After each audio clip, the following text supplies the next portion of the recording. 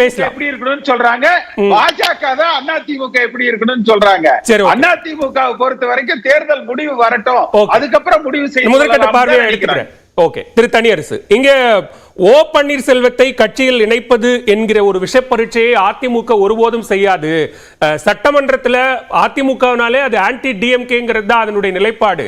ஆனா சட்டமன்றத்திலேயே திமுகவின் புகழ் பாடினார் திரு ஓ பன்னீர்செல்வம். கட்சிக்கு எதிராக பல துரோகங்களை இழைத்தவர். அவர் எப்படி கட்சியில சேர்த்துக்க முடியும்? அது ஒருபோதும் நடக்கவே நடக்காது அப்படின்னு திட்டவட்டமா ஆர்பி உதயகுமார் சொல்றார்.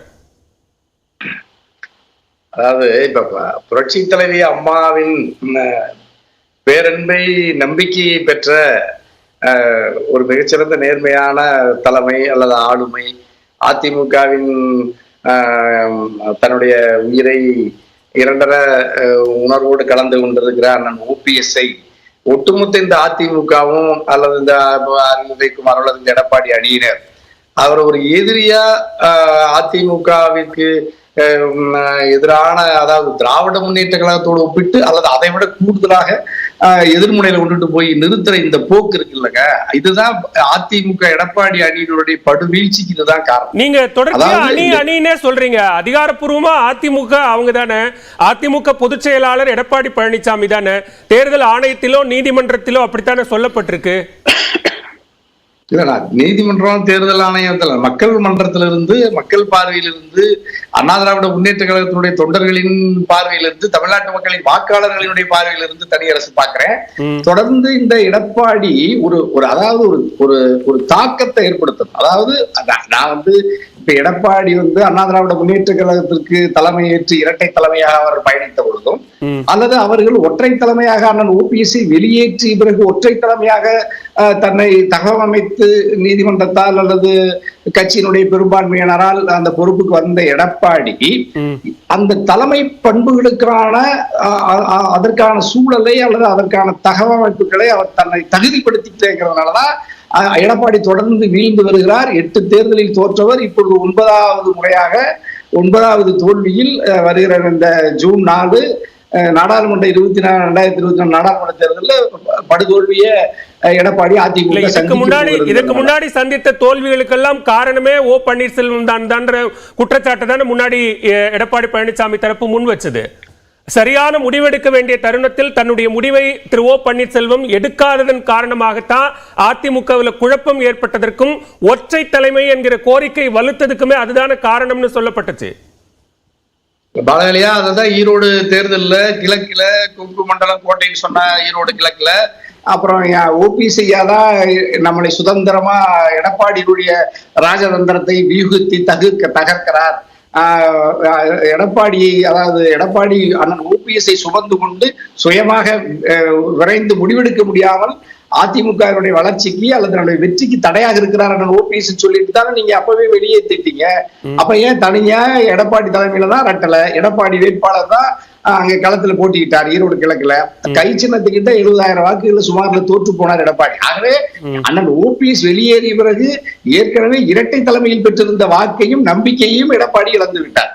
அதுதான் இப்ப இந்த 2024 தேர்தல் முடிவு பாருங்க. இல்ல, அதுதான் ஆர்பி உதயகுமார் ரொம்ப தெளிவா கோட் பண்றாரு. நீங்க ராமநாதபுரத்துல இரட்டை இலையை தோல்வி அடைய செய்வதற்காக நீங்க அதற்கு எதிராக ஒரே ஒரு சீட்டு வாங்கிட்டு ராமநாதபுரத்துல போட்டியிடுறீங்க. நீங்க முதலமைச்சராக இருந்த அந்த பதவி என்பது இரட்டை இலையால் உங்களுக்கு கிடைத்தது, நீங்க வெற்றி பெற்றது இரட்டை இலையால. அப்ப அது நீங்க அதிமுகவுக்கு செய்கிற துரோகம் இல்லையா அப்படின்னு கேட்கிறாரு.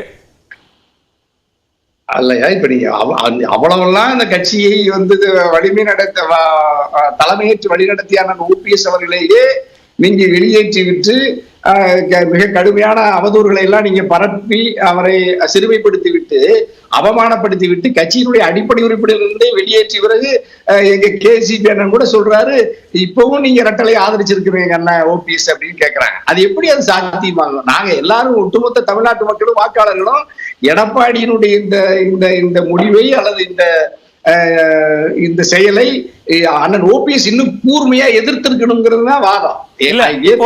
திரு ஓ பன்னீர்செல்வத்துக்கு எதிரி என்பவர் அல்லது அவர் எதிராக பார்க்கக்கூடியவர் திரு எடப்பாடி பழனிசாமி தான். அதிமுக என்கிற கட்சியோ இரட்டை இலை சின்னமோ அதிமுகவை நிறுவிய தலைவர்களோ அல்லது அதிமுகவை வழிநடத்திய தலைவர்களோ இல்ல. ஐயா அதுல ரொம்ப கவனமா எடப்பாடி எங்க தப்பிக்கிறாருன்னு பாருங்க.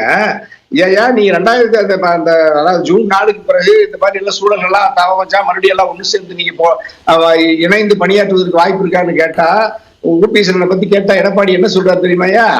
நான் எடுத்த முடிவுல 2 கோடி தொண்டர்கள் எடுத்த முடிவு, நான் எப்படிங்க அதுல தலையிட முடியும்? எடப்பாடியுடைய அந்த உச்சரிப்பை பார்த்திருப்பீங்க, அந்த கேள்விக்கு அவர் பதிலளிச்சது பார்த்திருப்பீங்க. அவர் சொல்றாரு எனக்கு ஓபிஎஸ்க்கு எந்த கருத்து முரண்பாடும் இல்லையா, சின்னமாவுக்கு டிடிவிக்கு இவருக்கு எந்த முரண்பாடும் இல்லையா, கடைசி தொண்டர்கள் தான் அவர்களை ஏற்க மறுக்கிறார்களா, அதனால வேற வழி இல்லாம நான் மதிக்கக்கூடிய அண்ணன் ஓபிஎஸ்ஐ நான் போற்றி வணங்குகிறேன், எங்க சின்னமாவை நான் நான் என்னுடைய அன்பை பெற்ற எங்களுடைய தளபதி டிடிவிய நான் ஏற்க கட்சியில் சேர்த்த முடியல, தொண்டர்கள் தான் எங்களை நிராகரிக்கன்னு சொல்றாரு பாரு, எங்கிருந்து தப்பிக்கிறாரு?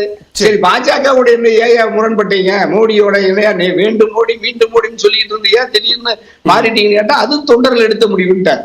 எந்த முடிவையும் பொதுச் செயலாளராகிய நான், எடப்பாடி ஆகிய நான் எடுத்த எடப்பாடி எதையாவது ஒரு முடிவு முக்கியமான புள்ளியை தொட்டிருக்கீங்க தனியரசு. நான் இது உங்களுடைய முதற்கட்ட பார்வையை எடுத்துக்கிறேன். எந்த முடிவையும் எடுக்க முடியாத ஒருத்தர் எப்படி கட்சிக்கு பொதுச் செயலாளராக இருக்கிறார்? ஓகே, முதற்கட்ட பார்வையை எடுத்துக்கிறேன் திரு அக்னீஸ்வரன். ஓகே, இங்க தொடர் தோல்வி, அதை தாண்டி இந்த மக்களவை தேர்தல், இது எல்லா இடத்திலும் எல்லா முடிவுகளையும் வெளிப்படுத்துகிற போது இது 2 கோடி தொண்டர்களினுடைய முடிவு அப்படின்னு எல்லாத்தையும் தொண்டர்கள் தலையில இறக்கி வச்சிட்டாரு. இதை பொதுச் செயலாளராக நான் தான் முடிவெடுத்தேன், நான் தான் தீர்மானித்தேன் அப்படின்னு ஒரு இடத்துல கூட திரு எடப்பாடி பழனிசாமி அதை கிளைம் பண்ணிக்கவே இல்லை அப்படிங்கிறார்.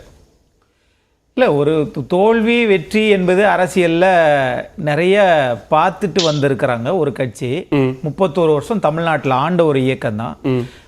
அரசியலில் மிகப்பெரிய அனுபவம் பெற்ற கலைஞர் கருணாநிதி அவர்கள் 13 ஆண்டு காலம் அரசியலில் அவர் ஆளுகிற கட்சியாக வர முடியவில்லை. புரட்சித் தலைவர் எம்ஜிஆர் இருக்கும்போது அதுக்கு பிறகும் 10 ஆண்டு காலம் வர முடியல. அப்படி இருக்கிறதுனால இன்னைக்கு அவர் அந்த முடிவை எடுக்க தெரியல அப்படின்னு காரணம் இல்லை. முடிவு எடுக்க தெரியலன்னு சொல்றீங்களா? முடிவு எடுக்க தெரியாதவரையா இந்த 2 கோடி தொண்டர்களும் ஒரு தலைவரை பொதுச் செயலாளர் தேர்ந்தெடுத்திருக்கிறாங்க. உச்சநீதிமன்றம் வரைக்கும் சென்று வழக்கு தொடுக்க தெரிந்த உங்களுக்கு மாவட்ட செயலாளர்கள் ஒரு 75 பேர்ல ஒரு 35 பேர் உங்கள் பக்கம் வரவில்லை என்றால், சார் சில நேரத்தில் நாம் எடுக்கக்கூடிய முடிவு கூட நமக்கு வளர்ச்சியும் தெரியும், நிரந்தரமான வீழ்ச்சியை கூட தந்துரும். நேரமும் அப்படித்தான். இப்ப அதையெல்லாம் தாண்டி இப்ப 4 அணி 3 அணின்னு சொல்லிட்டு இருந்தீங்க. இன்றைக்கு முன்னாள் முதலமைச்சர் இன்றைக்கு கட்சியில் சேர போகிறார் அப்படின்னு அதைத்தான் திரு தனியரசு பட்டியலிடுறாரு. முன்னாடி நடைபெற்ற 8 தேர்தல்கள், ஈரோடு கிழக்கு இடைத்தேர்தல், வரப்போற மக்களவை தேர்தல், இது எல்லாமே உங்களுக்கு தோல்வி முகமா வீழ்ச்சி முகமாகத்தான் இருக்கு அப்படிங்கிறாரு தனியரசு. அதாவது நான் ஃபெயில் ஆயிட்டேன் அப்படின்னா அதுக்கு நான் தான் பொறுப்பு. சொல்லி கொடுத்த வாத்தியாரை குறை சொல்லக்கூடாது. இல்ல அதான் கேக்குறாரு. நீங்க அப்ப எல்லா காலகட்டத்திலும் தோல்விக்கு திரு எடப்பாடி பழனிசாமி நான் தான் காரணம் என்கிற பொறுப்பை ஏற்றுக்கொண்டிருக்கிறாரா? இல்ல இல்ல இல்ல, அங்கதான் நீங்க தப்பா போறீங்க. அப்ப ஒருங்கிணைப்பாளராக இருந்தவர் நீங்க பொறுப்பை ஏத்துக்கிற மாட்டீங்க ஒண்ணு. அதனாலதான் கட்சி இந்த முடிவை எடுத்தது. நான் திரு எடப்பாடி பழனிசாமி அவர்கள் எம்ஜிஆர் மாளிகையை போய் கடப்பாரை வச்சு உடைச்சாரா? இல்லையே. ஆக ஒட்டுமொத்த நிலைப்பாட்டுக்கு நீங்க தான் காரணம். இப்போ தேர்தல் தோல்விக்கு அப்போது கட்சியில் ஒருங்கிணைப்பாளராக இருந்த ஓபிஎஸ் காரணம். அதற்கு பிறகாக எடுக்கப்பட்ட பாஜகவிலிருந்து வெளியேறிய முடிவுக்கு 2 கோடி தொண்டர்கள் காரணம். ஓபிஎஸும் டிடிவி தினகரனும் சசிகலாவும் கட்சியில் மீண்டும் இணைவார்களா என்பதும் 2 கோடி தொண்டர்களின் விருப்பம். அப்ப பொதுச் செயலாளராக திரு எடப்பாடி பழனிசாமியினுடைய முடிவு என்ன? அந்த எந்த கட்சிக்கு அவர் பொதுச் செயலாளர் இருக்கிறாரு, அந்த கட்சியினுடைய தொண்டர்களுடைய விருப்பம், மாவட்ட செயலாளருடைய விருப்பம் தானே இது. சரி, இன்னைக்கு கூட நான் கேட்கிறேன், இப்படி இந்த மாதிரி சொல்றாங்களே, திரு ஆர்.பி. உதயகுமார் அவர்கள் பேட்டி கொடுத்திருக்கிறாரு. இல்லை இல்லை, நான் அப்படி பேசவே இல்லை, அப்படி ஒரு முயற்சி எடுக்கவில்லை என்று அவர் ஏதாவது சொல்லியிருக்கிறாரா? ஒண்ணு. ரெண்டாவது, ஏதாவது விருப்ப மனு கொடுத்திருக்கிறாரா? அதுல நான் அந்த மாதிரி விருப்ப மனு கொடுத்திருக்கிறேன், கோர்ட்ல கேஸ் இருக்கு சார், கோர்ட்ல கேஸ் இருக்குல்ல, உரிமையியல் வழக்குகள் உட்பட எல்லா வழக்குகளும் நீதிமன்றத்தில் நிலுவையில் இருக்குல்ல. அப்படின்னா இது வதந்தின்னு ஒத்துக்கிறீங்களா? அப்ப கிளப்பி விடுறதுன்னு ஒத்துக்கிறோமா? அது திரு ரகுபதி அவர்கள் பேசியதற்கு பிறகுதான், சட்டத்துறை அமைச்சர் பேசியதற்கு பிறகுதான் இது போன்ற ஒரு நிலைப்பாடு வருகிறது. தமிழ்நாட்டு பிரச்சனை கூட கவனமா பாஜக பேசுறதை தவிர்த்துறீங்க பாத்தீங்களா?